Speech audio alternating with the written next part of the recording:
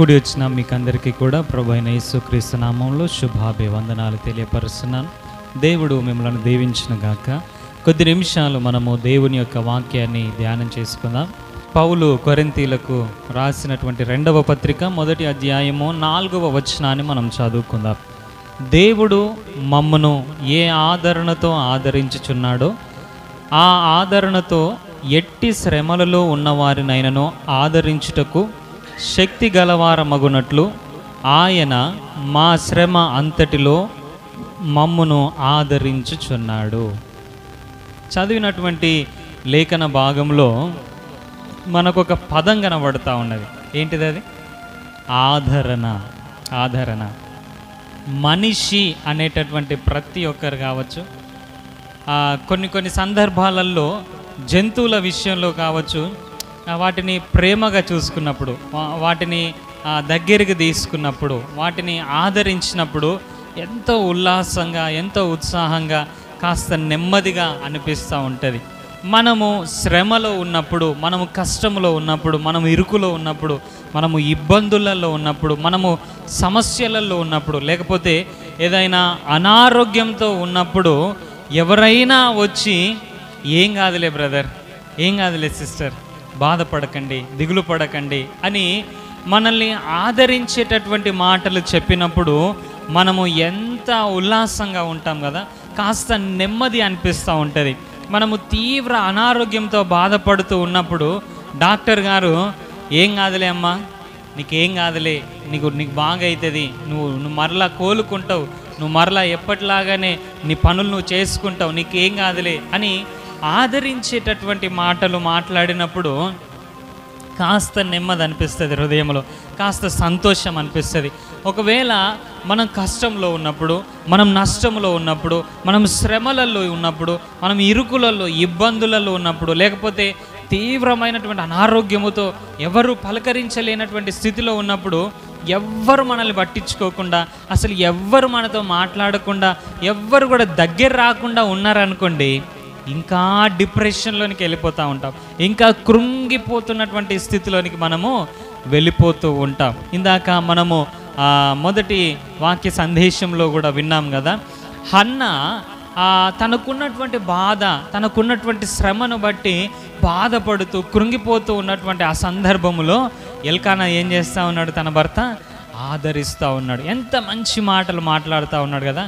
10 మంది కుమారుల కంటే నేను గొప్పవాడని కాదా, నేను మంచోని కాదా, నేను ఉన్నతమైనటువంటి కాదా, నేను శ్రేష్టమైనటువంటి వాడిని కాదా, నువ్వు ఎందుకు బాధపడుతున్నావు, నీకు పిల్లలు లేరని నువ్వు ఎందుకు దుఃఖిస్తున్నావు, నీకు పిల్లలు లేరని నువ్వు ఎందుకు డిప్రెషన్లోనికి వెళ్ళిపోతున్నావు, నేనున్నా కదా అని ఆదరించేటటువంటి మాటలు మాట్లాడుతున్నప్పుడు ఎవరికైనా చూడండి ఎంత నెమ్మది అనిపిస్తుంది కదా. మనము కష్టములో నష్టములు ఉన్నప్పుడు, చాలా అప్పు సమస్యలలో ఉన్నప్పుడు ఎవరైనా వచ్చి మన చేయబట్టుకొని ఎందుకన్నా బాధపడుతున్నావు, ఎందుకు తమ్మి బాధపడుతున్నావు, నేను లేనా, నేను చూసుకుంటలే, నువ్వు బాధపడకు అని అన్నప్పుడు ఎంత నెమ్మది అనిపిస్తుంది కదా. హన్నాకి కూడా ఎల్కానా అలాంటి సపోర్ట్ ఇస్తూ ఉన్నాడు, అలాంటి ఆదరణతో కూడినటువంటి మాటలను చెప్తా ఉన్నాడు. అప్పుడు హన్నా కొంత నెమ్మది పొందుకున్నదేమో, కానీ తనకున్నటువంటి బాధ వేదన తీరిందా అండి? తీరలేదు ప్రియ దేవుని బిడ్డలారా. తనకున్నటువంటి వేదన తీరిపోలేదు. ఎల్కానా ఆదరించే మాటలు మాట్లాడుతూ ఉన్నాడు. ఎల్కానా ఎంతో ఓదార్చే మాటలు మాట్లాడుతూ ఉన్నాడు. ఎంత గొప్ప విషయం చూడండి. 10 మంది కుమారుల కంటే నేను శ్రేష్టమైనటువంటి వాడను కానా అని అంటే ఎంత ఉన్నతమైనటువంటి మాట అది కదా. అన్ని రకాలుగా నేను ఉన్నా కదమ్మా, నీకు ఎందుకు దిగులు అని చాలా ఓదార్చే మాటలు. ఈ దినాలలో చాలామంది పిల్లలు పుట్టట్లేదని భార్యను హింసించేటటువంటి వాళ్ళు చాలామంది ఉన్నారు. అయినా ఎల్కానా అలా చెయ్యట్లేదు, ఓదారుస్తున్నాడు, ఆదరిస్తూ ఉన్నాడు. అయినప్పటికీ కూడా హన్నాకి కొంతవరకు ఊరట కలిగిందేమో, కానీ తన సమస్య తీరిందా? లేదు ప్రియ దేవుని బిడ్డలారా. మనుష్యులు ఆదరిస్తేనే మనకు కొంత ఊరట, కొంత నెమ్మది, కొంత సమాధానము, కాస్త సంతోషం అనిపిస్తే, ఆ సమస్య తీరకపోయినా మనకు కాస్త నెమ్మది అనిపిస్తే, దేవుడే మనల్ని ఆదరిస్తే, దేవుడే మనల్ని ఓదారిస్తే, దేవుడే మన కష్టములో మనకు తోడై ఉంటే ఇంకా ఇక ఎంత సంతోషం, ఎంత ఉల్లాసం, ఎంత ఉత్సాహం ఉంటుంది కదా. మనుషులు ఆదరించినప్పటికంటే దేవుడు మనల్ని ఆదరిస్తే ఎంతో ఆశీర్వాదకరంగా మనం ఉంటాం, ఎంతో సంతోషంగా ఉంటాం, ఎంతో ఉల్లాసంగా మనము ఉంటాము. రెండవ ఇదే కొరింథీ పత్రిక 7వ అధ్యాయం 6వ వచనంలో దేవుని లేఖనాలలో పౌలు రాస్తూ అంటాడు, దీనులను ఆదరించు దేవుడు అని రాస్తూ ఉన్నాడు. ఎస్, ఎవరిని ఆదరిస్తాడట?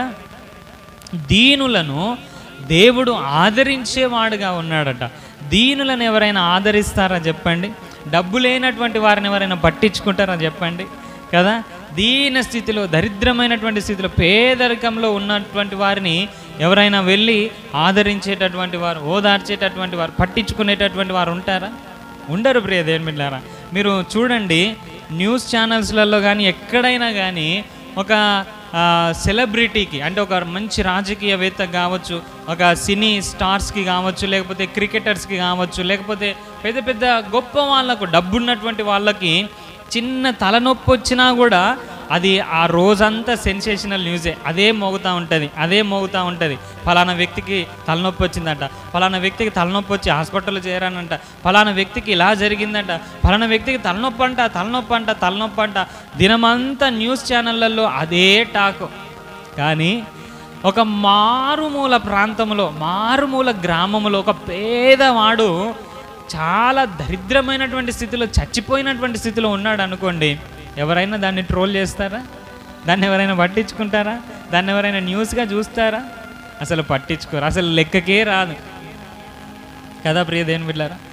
దీన స్థితిలో, దరిద్రమైనటువంటి స్థితిలో, పేదరికములో, డబ్బు లేనటువంటి వారిని పట్టించుకునేటటువంటి వారెవరు ఉండరు. అందుకే సామెతల గ్రంథంలో కూడా లేఖనం ఏం చెప్తుందనంటే 14వ అధ్యాయము 20వ వచనంలో మనం చూసినట్లయితే, దరిద్రుడు తన పొరుగు వారికి అసహ్యుడట. దరిద్రుడు తన పొరుగు వారికి అసహ్యుడట.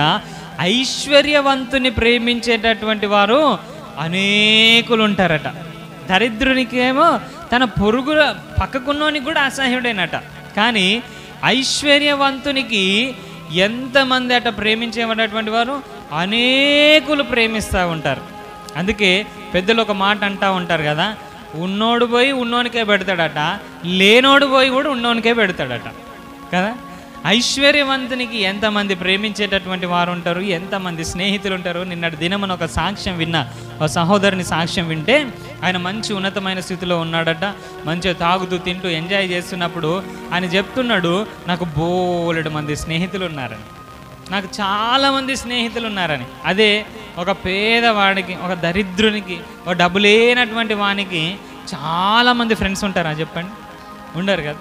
అందుకే ఇక్కడ మరొక వచనం, సామెతల గ్రంథం 19వ అధ్యాయం 4వ వచనంలో కూడా మనం చూసినట్లయితే, ధనము గలవానికి స్నేహితులు అధికముగా నుందురట. డబ్బున్నోనికి అందరు స్నేహితులే, పైసలు ఉన్నోనికి అందరు స్నేహితులే. దరిద్రుడు తన స్నేహితులను పోగొట్టుకొనును అని రాయబడ్డాడు. ధనవంతునికేమో స్నేహితులు అధికంగా ఉంటారట, అనేకులు. వద్దన్నా కూడా వచ్చి దోస్తాన్ చేస్తారు. ఎందుకు? పైసలు ఉన్నాయి కదా. అదే దరిద్రునికి, దీనస్థితిలో, డబ్బు లేనోనికి ఉన్న స్నేహితులు కూడా పోడగొట్టుకుంటారట.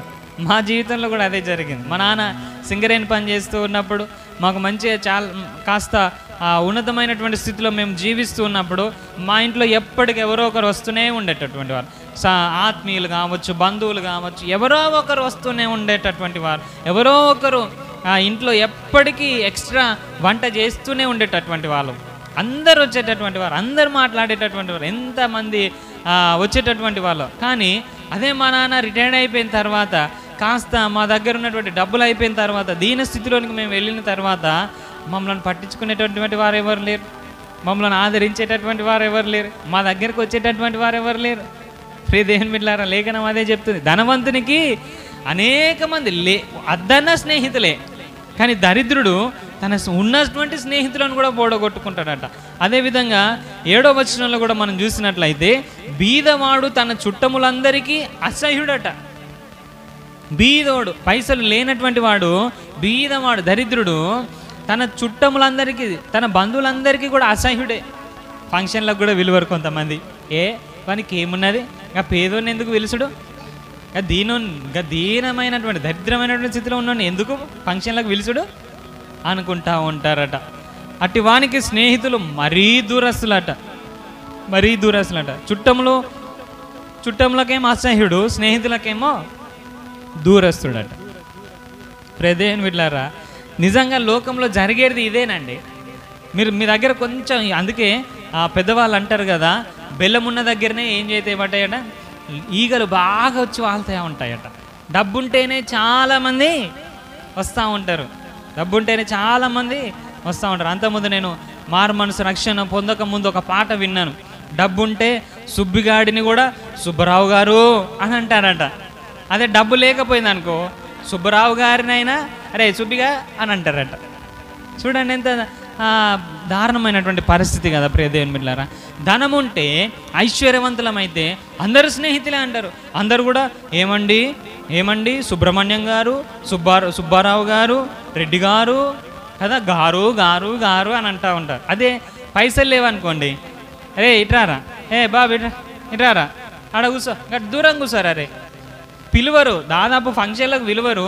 ఒకవేళ పిలిచినా కూడా గట్ వెనకాల కూర్చో, నువ్వు ఇప్పుడే తింటావా, ఇట్లాంటి మాటలు. అవమానకరమైనటువంటి పరిస్థితి. దేవుని బిడ్డలారా, తప్పిపోయిన కుమారుని జీవితంలో కూడా మనం అదే చూస్తాం కదా. తప్పిపోయినటువంటి కుమారుడు తండ్రి దగ్గర నుంచి తనకు రావాల్సినటువంటి ఆస్తిని, ధనమును అంత పట్టుకొని పోయినప్పుడు అందరు స్నేహితులే, అందరు దూర దేశంలోకి వెళ్ళిండట. తన పట్టణం కాదు, తన ప్రదేశం కాదు, దూర దేశంలోనికి వెళ్ళినప్పుడు ఎంతమంది స్నేహితులు చుట్టుకున్నారు అవని చుట్టూ, తప్పిపోయిన కుమారుని చుట్టూ కదా. దూర దేశంలోనికి వెళ్ళిండట వాడు. అప్పుడు వెళ్ళినప్పుడు అందరు దోస్తాన్ చేసిర్రు. ఎందుకు? మన దగ్గర పైసలు ఉన్నాయి కదా, మన దగ్గర డబ్బున్నది, తాగిపిస్తున్నాడు, తినిపిస్తున్నాడు, ఎంజాయ్ చేపిస్తున్నాడు, హోటల్లో తిప్పుతున్నాడు, అన్నీ చేస్తున్నాడు. ఎంతమంది స్నేహితులు మొత్తం ఇక వాని చుట్టూ ఇక ఎల్లప్పుడూ నీకు చేయరా, నీకు నువ్వు గొప్పనిరా, నువ్వు అదిరా, నువ్వు ఇదిరా అని సెల్ఫ్ డబ్బాలు కొట్టుడు. రాను వాని దగ్గర ఉన్నటువంటి డబ్బులన్నీ కూడా అయిపోయిన తర్వాత ఏమైపోయింది చెప్పండి? ఒక్కడన్నా వాని దరి చేర్చిన వాళ్ళు ఉన్నారా చెప్పండి? ఒక్కరన్నా నీ దగ్గర డబ్బులు ఉన్నప్పుడు మాకు హోటల్లో తీసుకుపోయి, రెస్టారెంట్లో తీసుకుపోయి బిర్యానీ పెట్టినావు కదరా, మాకు తాగిపించినావు కదరా, మాకు తినిపించినావు కదరా, మాకు అది కొనిచ్చినావు కదరా, మాకు ఇది కొనిచ్చినావు కదరా అని చెప్పేసి, ఇప్పుడు నీ దగ్గర డబ్బు లేవు కదా, నువ్వు దీనస్థితిలోనికి వెళ్ళిపోయినావు కదా, మా ఇంటికి రారా ఒక పూట భోజనం పెడతాను అన్నారా? ఎలా అయిపోయింది వాని పరిస్థితి అనంటే, పందులు తినేటటువంటి పొట్టును ఏరుకొని తినాల్సినటువంటి పరిస్థితి. డబ్బునన్ని రోజులేమో స్నేహితులందరూ చుట్టుముట్టారు. జైరా, నీకు జైరా, నువ్వు గొప్పనిరా, అది ఇది అని వాడిని పొగిడినారు. మరి వానికి డబ్బు లేనటువంటి స్థితిలో, వాడు దిగజారినటువంటి స్థితిలో, మరి ఒక పూట, కనీసం ఒక్క పూట అయినా రారా మా ఇంటికి రారా అని భోజనం పెట్టినటువంటి వారు ఉన్నారా? ఎవరు లేరు ప్రియ దేవుని బిడ్డలారా. వాని దగ్గర డబ్బులునన్ని రోజులు ఎంజాయ్ చేసిర్రు, తాగిర్రు, తినిర్రు, అంతా బాగా మంచిగా ఎంజాయ్ చేసిర్రు. వాని దగ్గర డబ్బులు అయిపోయిన తర్వాత ఒక్కొక్కరు వాడిని విడిచిపోతే ఎవ్వడు లేనివాడుగా అయిపోయాడు, దీనుడిగా మార్చబడ్డాడు. చివరిగా తన పరిస్థితి ఎలా మార్చబడ్డదనంటే, పందులు కాసుకునేటటువంటి పరిస్థితి, పందులు తినే పొట్టు తినాల్సినటువంటి పరిస్థితి ఏర్పడ్డది ప్రియ దేవుని బిడ్డలారా. ప్రస్తుత దినాలలో కూడా జరిగేటటువంటి పరిస్థితి కూడా అదే. నీ దగ్గర అంతా ఉన్నప్పుడు, నీ దగ్గర అన్నీ బాగున్నప్పుడు అందరు వస్తారు నీ దగ్గరికి, అన్నా, బావా, అక్క, తమ్ముడు, చెల్లి, అన్ని వరుసలు, లేని వరుసలు కూడా కలుపుకొని వస్తారు. అదే నీ దగ్గర ఏది లేకుండా అన్నీ అయిపోయినాయి అనుకోండి, చూడండి, ఇక నువ్వు బావా అనే విషయం గుర్తుకు రాదు, నువ్వు అన్న అనే విషయం గుర్తుకు రాదు, నీ దగ్గర తిన్న విషయం గుర్తుకు రాదు, నీవు పెట్టినటువంటి విషయం కూడా గుర్తుకు రాదు ప్రియ దేవుని బిడ్డలారా. కానీ నా దేవుడు ఎలాంటోడనంటే, దీనులను ఆదరించే దేవుడట. హల్లెలూయా. దీనులను ఆదరించేటటువంటి దేవుడట. నీ దగ్గర డబ్బు లేకపోవచ్చు, నువ్వు దీన స్థితిలో ఉండొచ్చు, నువ్వు దరిద్రమైనటువంటి స్థితిలో ఉండొచ్చు, నిన్ను పలకరించేవారు ఎవరు లేకపోవచ్చు, నువ్వు పేద స్థితిలో, అసలు ఏమాత్రం కూడా డబ్బు లేనటువంటి స్థితిలో నువ్వు ఉండొచ్చు. కానీ నా దేవుడు నిన్ను ఆదరించే దేవుడుగా ఉన్నాడు, నా దేవుడు నిన్ను ఓదార్చే దేవుడుగా ఉన్నాడు, నా దేవుడు నిన్ను పట్టించుకునే దేవుడుగా ఉన్నాడు. నీ దగ్గర డబ్బు లేనని చెప్పేసి అందరు నిన్ను విడిచిపోవచ్చు. నువ్వు దీన స్థితిలో, దరిద్రమైనటువంటి స్థితిలో, పేదరికంలో ఉన్నవని నీ బంధువులు, నీ స్నేహితులు నిన్ను విడిచిపోవచ్చు, నిన్ను అసహించుకోవచ్చు, నిన్నెవరు పిలవకపోవచ్చు, నిన్నెవరు పట్టించుకోకపోవచ్చు. కానీ నా దేవుడు ఎలాంటి వాడనంటే, నువ్వు దీన స్థితిలో ఉన్నప్పుడు, నువ్వు దరిద్రమైనటువంటి స్థితిలో ఉన్నప్పుడు, నిన్ను ఎవ్వరు పట్టించుకోలేనటువంటి పరిస్థితిలో, నువ్వు ఒంటరిగా మిగిలిపోయినటువంటి స్థితిలో నిన్ను పట్టించుకునే దేవుడు నా దేవుడు, నిన్ను ఓదార్చే దేవుడు నా దేవుడు, నిన్ను ఆదరించేటటువంటి దేవుడు నా దేవుడు. హల్లెలూయా. అందరు పోయి ఐశ్వర్యవంతులను ఆదరిస్తూ ఉంటే, అందరు పోయి ఉన్నోళ్ళను ఆదరిస్తూ ఉంటే, నా దేవుడు దీనులను ఆదరించేటటువంటి దేవుడట. దీనులను వారి దరిద్రమైనటువంటి స్థితిలో జ్ఞాపకం చేసుకునేటటువంటి దేవుడుగా ఉన్నాడు మన దేవుడు. హల్లెలూయా. ఎంత ఉన్నతమైనటువంటి దేవుని, ఎంత గొప్ప మనసు కలిగినటువంటి దేవుని మనం కలిగి ఉన్నాం కదా. ఒకవేళ మనల్ని గనక మనుషులు ఆదరిస్తే అదంతే, ఆదరిస్తారు అంతే, ఎక్కడి వరకే. అన్నా నీకు అనారోగ్యం ఉన్నదా అన్న, ఏం కాదులే అన్న, తగ్గుతుందిలే అని అంటూ ఉంటారు. నీకు అప్పు సమస్య ఉన్నదా అన్న, ఏం కాదులే అన్న, ప్రార్థన చేద్దాంలే అని అంటారు కావచ్చు. కొంతమంది ఆదరణ కలిగించేవారు ఉండొచ్చు, అది అంతవరకే, ఆదరణ వరకే మాత్రమే. కానీ నా దేవుడు ఎలాంటి వాడనంటే, ఆయన ఆదరించడం మాత్రమే కాదు ప్రియ దేవుని బిడ్డలారా, నీవున్నటువంటి దీనస్థితి నుంచి, నీవున్నటువంటి కష్టస్థితి నుంచి, నీవున్నటువంటి నష్టమైనటువంటి ఆ పరిస్థితిలో నుంచి, నీకున్నటువంటి ఆ మానని రోగము నుంచి నిన్ను ఆదరించడమే కాదు, నిన్ను విడిపించే దేవుడుగా నా దేవుడు ఉన్నాడు. హల్లెలూయా. నిన్ను మనుషులు ఆదరిస్తారేమో, అదంతే, అక్కడికే. కానీ నిన్ను విడిపించలేరు. నీకున్న అనారోగ్యం నుంచి నిన్ను విడిపించలేరు. ఆదరిస్తారేమో, నీకున్న అప్పు సమస్యల నుంచి నిన్ను విడిపించలేరు. నిన్ను ఆదరిస్తారేమో, నీవు ఉన్నటువంటి ఒంటరి పరిస్థితి నుంచి నిన్ను విడిపించలేరు. ఎల్కానా హన్నాను ఆదరిస్తూ ఉన్నాడు. నేను గొప్పని కాదా, నేను శ్రేష్టమైన వాడిని కాదా, 10 మంది ఎందుకు, నేను లేనా అని ఆదరిస్తున్నాడు. కానీ విడిపించే శక్తి ఆయన దగ్గర, సామర్థ్యం ఉన్నదా? లేదు ప్రియ దేవుని బిడ్డలారా.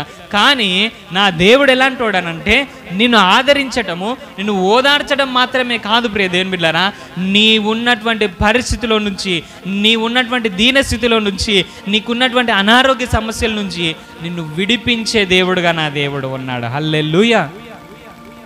యేసయ్య మనుష్య కుమారుడిగా ఈ లోకంలో సంచరిస్తూ ఉన్నప్పుడు ఆయన దగ్గరికి ఒక ఆయన కుష్ఠరోగి ఆయన వచ్చి, నీకిష్టమైతే నన్ను శుద్ధినిగా చేయగలవు అని అంటాడు. అప్పుడు యేసయ్య అనేటటువంటి మంచి మాట ఏంటో తెలుసా? నాకిష్టమే. ఎందుకన్నాడు ఆ మాట? ఎందుకన్నాడు ఆ కుష్ఠరోగి నీకిష్టమైతే అని ఎందుకన్నాడు అంటే, అప్పటి వరకు ఆయన ఎవరు ఇష్టపడటం లేదు, అప్పటి వరకు తన భార్య తనని ఇష్టపడటం లేదు, అప్పటి వరకు తన కన్న పిల్లలు తనని ఇష్టపడటం లేదు, సమాజం తనని ఇష్టపడటం లేదు, తనను వెలివేసింది, తన కుటుంబం వెలివేసింది, తనను కన్నవారు వెలివేశారు, తను కన్నవారు వెలివేశారు, సమాజం వెలివేసింది. నువ్వు ఎక్కడ బతకాలి? నువ్వు దూరంగా, సమాజానికి దూరంగా, మనుషులకు దూరంగా, ఎక్కడో దూరంగా అరణ్యములో, అడవిలో, ఎక్కడో దూరంగా నువ్వు బ్రతకాలి. ఎందుకు? నీకు కుష్ఠరోగం ఉన్నది, నువ్వు దీనుడివి, నువ్వు దరిద్రుడివి, నువ్వు వెళ్ళాలంతే అని అన్నప్పుడు ఆ కుష్ఠరోగి వచ్చి అడుగుతా ఉన్నాడు, అయ్యా ఏ మనుషులకు నేను ఇష్టం లేదయ్యా, ఏ మనుషులు నన్ను ఇష్టపడటం లేదయ్యా, నా బంధువులు ఇష్టపడటం లేదయ్యా, నా భార్య నన్ను ఇష్టపడటం లేదయ్యా, నా పిల్లలు నన్ను ఇష్టపడటం లేదయ్యా, ఈ సమాజంలో ఎవరు నన్ను ఇష్టపడటం లేదయ్యా, అయ్యా నీకు ఇష్టమా? నీకు ఇష్టమా? నీకు ఇష్టమైతే నన్ను శుద్ధిగా చేస్తావా అని అడుగుతా ఉన్నాడు. యేసయ్య అన్నాడు, ఈ సమాజం వారు నిన్ను ఇష్టపడకపోవచ్చు, నీ బంధువులు నిన్ను ఇష్టపడకపోవచ్చు, నువ్వు కట్టుకున్న వారు నిన్ను ఇష్టపడకపోవచ్చు, నువ్వు కన్నవారు నిన్ను ఇష్టపడకపోవచ్చు, కానీ నాకిష్టమే, నాకిష్టమే అని ఓదార్చడం మాత్రమే కాదు, ఆదరణ కలిగించడం మాత్రమే కాదు, ఆ కుష్ఠరోగం నుంచి కూడా అతన్ని విడిపించినటువంటి దేవుడుగా ఉన్నాడు. హల్లెలూయా, హల్లెలూయా. దేవుడు మనల్ని ఆదరించడము, ఓదార్చడం మాత్రమే కాదు ప్రియ దేవుని బిడ్డలారా, మనల్ని మనకున్నటువంటి పరిస్థితుల నుంచి కూడా విడిపించే దేవుడుగా ఉన్నాడు. ఆయన ఎలా ఆదరిస్తాడు? ఆయన ఎలా మనల్ని ఓదారుస్తాడు? ఆయన మనల్ని ఎలా ఆదరిస్తాడు అని అంటే, యెషయా గ్రంథము 66వ అధ్యాయం 13వ వచనంలో రాయబడి ఉన్నది, ఒకని తల్లి వానిని ఆదరించినట్లు నేను మిమ్మును ఆదరించెదను అని అంటా ఉన్నాడు. ఒక తల్లి చూడండి తన పిల్లలను ఎంత ఆదరిస్తుందో కదా. చంటి పిల్లల తల్లులను చూసినట్లయితే రాత్రి నిద్ర ఉండదు, వాళ్ళకు పగలు నిద్ర ఉండదు, తినడానికి సమయం ఉండదు, కనీసం వాష్రూమ్ పోవడానికి కూడా వాళ్ళకు సరి అయినటువంటి అవకాశం ఉండదు. ప్రియ దేవుని బిడ్డలారా, వాడు ఎప్పుడు లేస్తాడో, వాడు ఎప్పుడు ఏడుస్తాడో, వానికి ఏ దోమ కుడుతుందో, వానికి ఏ చీమ కుడుతుందో, వాడు ఏ రాత్రి లేచినా పాలు పట్టించాలి, వాడు కింద పడతాడేమో, ఎంత భద్రంగా ఆ చంటి పిల్లలను కాపాడుతూ ఉంటారు కదా. చంటి పిల్లల తండ్రులకు ఏమాత్రం రెస్ట్ ఉండదు. తండ్రులకు కాస్త తక్కువ, కానీ తల్లులకైతే ఏమాత్రం రెస్ట్ ఉండదండి, ఏమాత్రం రెస్ట్ ఉండదు. వాళ్ళ పనులు వాళ్ళు చేసుకోగలిగి, వాళ్ళకి ఈ సమస్య వచ్చిందని చెప్పుకోగలిగి ఆ స్టేజ్ వచ్చేంత వరకు కూడా తల్లులకు ఏ మాత్రం కూడా రెస్ట్ ఉండదు. ఎప్పుడు వాడిని ఆదరించడం, వాడిని ఓదార్చడం, పట్టించుకోవడం, వాడిని భద్రపరచడం, ఇదే ఇదే ఇదే ఇదే. కానీ అలాంటి తల్లులు కూడా కొన్నిసార్లు ఆ పిల్లలు పడుకున్న తర్వాత వీళ్ళు కూడా అలసిపోయి పడుకున్నటువంటి సందర్భాలు ఉంటాయి కదా. కొంచెం సేపు అయినా కాస్త కునుకైనా తీసేటటువంటి సందర్భాలు ఉంటాయి. అయితే నిన్ను కాపాడే దేవుడు, నిన్ను ఓదార్చే దేవుడు, నిన్ను సంరక్షించే దేవుడు ఎలాంటి వాడనంటే ఆయన కునుకడు, నిద్రపోడు. ఆయన అంటున్నాడు, ఒకని తల్లి వాని ఆదరించినట్లు నేను మిమ్మల్ని ఆదరిస్తానని చెప్తూ మళ్ళా 49వ యెషయా గ్రంథము 15వ వచనంలో అంటాడు, స్త్రీ తన గర్భంలో పుట్టిన బిడ్డను కరుణింపకుండా తన చంటి పిల్లను మరచునా, వారైనా మరచుదురు కానీ నేను నిన్ను మరువను. కొన్ని సందర్భాలలో వాడు పడుకున్నాడులే అని చెప్పేసి వాళ్ళైనా మరచిపోయి పడుకుంటారేమో, కానీ నిన్ను కాపాడేటటువంటి నేను కునికేవాడను కాదు, నిద్రించేవాడను కాదు, వారైనా మరుస్తానేమో కానీ నేను నిన్ను మరువను అంటున్నాడు. అంతగా దేవుడు మనల్ని ఆదరించేటటువంటి దేవుడుగా ఉన్నాడు. ప్రియ దేవుని బిడ్డలారా, ఆయన ఆదరణ ఒక రోజుతో అయిపోయేది కాదు, 2 రోజులతో అయిపోయేది కాదు. మనం కాస్త పెద్దగా అయిపోయిన తర్వాత మన పనులు మనం చేసుకునే ఆ పరిస్థితి వచ్చిన తర్వాత మర్చిపోయేటటువంటి దేవుడు కాదు. ఎలా ఆదరిస్తాడట అంటే తెస్సలోనికై రాసిన 2వ పత్రిక 2వ అధ్యాయం 16వ వచనంలో అంటాడు, పౌలు అక్కడ రాస్తూ మన ప్రభు అయిన యేసుక్రీస్తును మనలను ప్రేమించి కృపచేత నిత్యమైన ఆదరణ, నిత్యమైన ఆదరణ. ఎలాంటి ఆదరణ అట? నిత్యమైనటువంటి ఆదరణ. ఒకరోజు 2 రోజులు మన పని మనం ఇక మనకు వయసు వచ్చి మనం చేసుకోగలిగే అంత అప్పటి వరకు కాదు. ప్రియ దేవుని బిడ్డలారా, దేవుడు అంటాడు, నువ్వు ముసలోడివైనా సరే నేను సంక పెట్టుకొని ఎత్తుకుంటాను అంటున్నాడు. ఎంత గొప్ప దేవుడు కదా. నువ్వు ముసలితనంలో ఉన్నప్పుడు నీ పిల్లలు నిన్ను పట్టించుకోకపోవచ్చు, నీ భర్త నిన్ను పట్టించుకోకపోవచ్చు, నీ భార్య నిన్ను పట్టించుకోకపోవచ్చు, కానీ నువ్వు ముసలితనానికి వస్తే దేవుడు ఏం చేస్తాడనంటే నిన్ను చంకనెత్తుకుంటాడట, నేను ఎత్తుకొని నడుస్తాడట.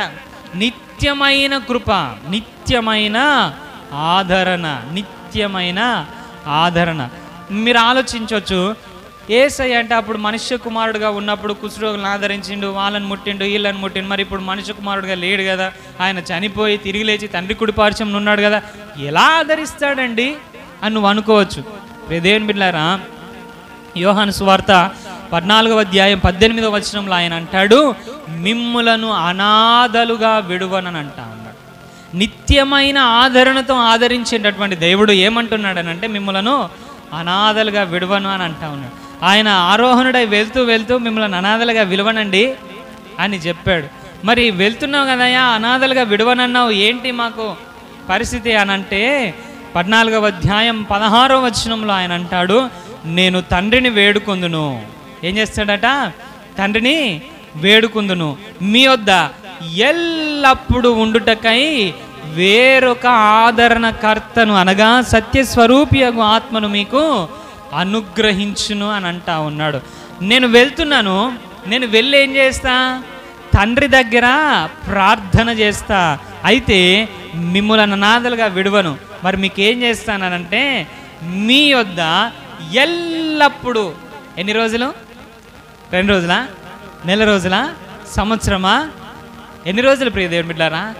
ఎల్లప్పుడూ కూడా మీతో ఉండుటకై ఆదరణకర్తను సత్యస్వరూపియగా ఆత్మను మీకు అనుగ్రహిస్తానని అంటున్నాడు. యేసయ్య పోయినేమో అక్కడికి వెళ్ళి తండ్రి కుడిపార్శ్వమున వెళ్ళి మన కొరకు విజ్ఞాపన చేస్తూ ఉన్నాడు. ఇక నా పని అయిపోయిందిలే అని అనుకున్నాడా? లేదు ప్రియ దేవుని. నిత్యమైన ఆదరణతో ఆదరించేటటువంటి దేవుడు ఏం చేస్తూ ఉన్నాడు అంటే తండ్రి రొమ్మున కుడిపార్శ్వమున ఆయన ఉండి మన కొరకు విజ్ఞాపన చేస్తూ మనల్ని ఆదరించడానికి, మన బలహీనతలు చూసి మనకు ఎల్లప్పుడూ సహాయం చేయడానికి మనకు పరిశుద్ధాత్మ దేవుణ్ణి అనుగ్రహించినటువంటి దేవుడిగా ఉన్నాడు. ఎంత ఉన్నతమైనటువంటి దేవుని, ఎంత గొప్ప దేవుణ్ణి, ఎంత ఆదరణకర్తను మనం కలిగి ఉన్నాం కదా. హల్లెలూయా, దేవునికి మహిమ కలుగునాక. అయితే ఈ ఆదరణ, మనము ఆదరించబడుతున్నాం కదా, మనల్ని దేవుడు ఇంత కంఫర్ట్ చేస్తూ ఉన్నాడు కదా. అయితే మనము ఆదరించబడినటువంటి మనం చదువుకున్నటువంటి మొదటి వచనంలో ఏమంటున్నాడు? దేవుడు మమ్మను ఏ ఆదరణతో ఆదరించుచున్నాడో ఆదరణతో ఎట్టి శ్రమలలో ఉన్న వారిని ఆయనను ఆదరించుటకు శక్తి గలవారమగునట్లు ఆయన మా శ్రమ అంతటిలో మమ్మను ఆదరించుచున్నాడని అంటా ఉన్నాడు. మనం ఆదరణ పొందుతున్నాం కదా, మనం ఓదార్పు పొందుతున్నాం కదా. మనం ఏం చేయాలి అని అంటే, మనము ఇతరులను ఆదరించే వారంగా ఉండాలి. తెస్సలోనికి రాసిన మొదటి పత్రిక 5వ అధ్యాయం 14వ వచనంలో అంటాడు, సహోదరులారా, మేము మీకు బోధించినది ఏమనగా, అక్రమముగా నడుచుకుని వారికి బుద్ధి చెప్పుడి, ధైర్యము చెడిన వారిని ధైర్యపరచుడి, బలహీనులకు ఊతనీయుడి, అందరి ఎడల దీర్ఘశాంతం గలవారై ఉండండి అని అంటాను. దేవుని చేత ఆదరించబడేటటువంటి మనము, దేవుని చేత ఓదార్చబడేటటువంటి మనం ఏం చేయాలనంటే, ధైర్యము చెడినటువంటి వారిని మనం ధైర్యపరచాలి, బలహీనులకు ఊతనివ్వాలి, అందరి ఎడల దీర్ఘశాంతము గలవారై మనం ఉండాలి. ఒకసారి పేతురు బలహీనమైనటువంటి స్థితిలో ఉన్నప్పుడు యేసయ్య అంటాడు, లూకాసు వార్త 22వ అధ్యాయం 31వ వచనంలో, సీమోను సీమోను, పేతురు, ఇదిగో సాతాను మిమ్మల్ని పట్టి గోధుల వలె జల్లించుటకు మిమ్మల్ని కోరుకొనను కానీ నీ నమ్మిక తప్పిపోకుండానట్లు నీ కొరకు నేనేం చేసినా వేడుకున్నాను. అయితే నీ మనసు తిరిగిన తర్వాత నువ్వేం చేయాలి? నీ సహోదరులను నువ్వు స్థిరపరచాలి. నీ మనసు తిరిగిన తర్వాత, ఇప్పటి వరకు దేవుడు మనల్ని ఆదరిస్తూ ఉన్నాడు కదా, నిత్యమైన ఆదరణతో మనల్ని ఆదరిస్తూ ఉన్నాడు కదా. మనము దీనస్థితిలో, మనము బలహీనమైనటువంటి స్థితిలో, మనము దరిద్రమైనటువంటి స్థితిలో ఉన్నప్పుడు మనల్ని దేవుడు ఆదరిస్తూ, ఓదారుస్తూ, బలపరుస్తూ ముందుకు నడిపిస్తున్నాడు కదా.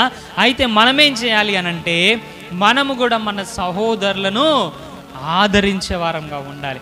ఎవరైతే ధీరస్థితిలో ఉన్నారో, ఎవరైతే దరిద్రమైనటువంటి స్థితిలో ఉన్నారో, ధనవంతులు అందరూ పట్టించుకుంటారు, అది వేరే విషయం. కానీ దీన స్థితిలో ఎవరు ఉన్నారో, దరిద్రమైనటువంటి స్థితిలో ఎవరున్నారో, పేదరికంలో, కరువులో ఎవరైతే మన సహాయం అవసరమై ఉన్నారో వారిని మనం ఏం చేయాలి? ఆదరించేటటువంటి వారమై ఉండాలి.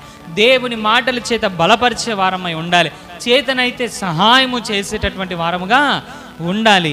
మనకు కలుగుతున్నటువంటి ప్రతి ఇరుకు, ఇబ్బంది, శ్రమ ఇదంతా ఎందుకు అనంటే, ఈ ఆదరణ ఎందుకు అనంటే, మనం ఇతరులను బలపరచుట కొరకు, ఇతరులను ఆదరించుట కొరకే.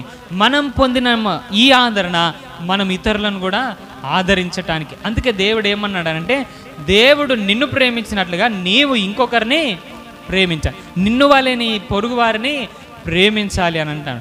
దేవుని చేత ప్రేమింపబడుతున్నటువంటి నీవు, ఆదరింపబడుతున్నటువంటి నీవు ఇతరులను కూడా, నీ సహోదరులను, ధనవంతులను మాత్రమే కాదు, డబ్బున్నోళ్ళను మాత్రమే కాదు, ప్రియ దేవుని బిడ్డలారా, దీనులను కూడా మనం ఆదరించాలి.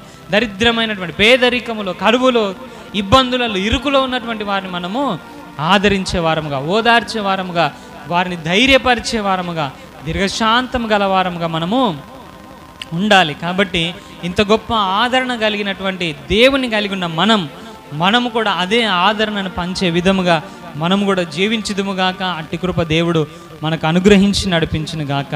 విన్నటువంటి మాటలను బట్టి ఇచ్చిన మాట మనం ప్రార్థన చేసుకుందాం. అందరం కూడా కళ్ళు మూసుకుందాం.